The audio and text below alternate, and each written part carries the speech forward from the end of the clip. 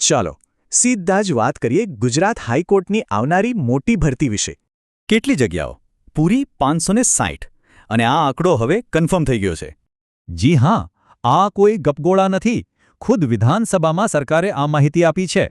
પણ આ 560 જગ્યાઓનું બ્રેકડાઉન શું છે? ચાલો એના પર નજર કરીએ.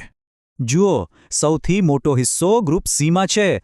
પૂરી 341 જગ્યાઓ, મતલબ સીધી ભરતીની મોટી તક. હવે આ અલગ અલગ ગ્રુપનો અર્થ શું છે? એનાથી કરિયર કઈ રીતે બને છે? ચાલો સમજીએ. આ એક સીડી જેવું છે. ગ્રુપ ડીથી શરૂઆત કરીને છેક ગ્રુપ એ સુધી પહોંચી શકાય છે.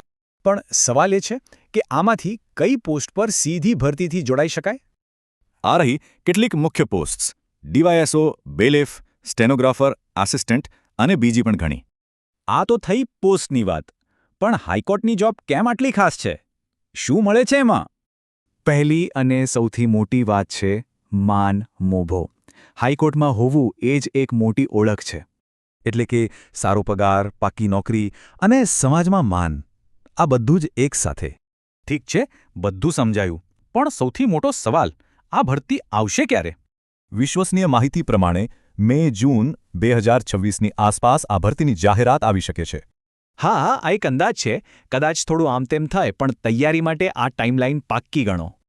તો હવે આટલો સમય છે ત્યારે સાચી રણનીતિ શું હોવી જોઈએ? એક વાત સમજો, આખું ગામ જાહેરાત આવે પછી જ તૈયારી કરશે. આ જ સૌથી મોટી ભૂલ છે.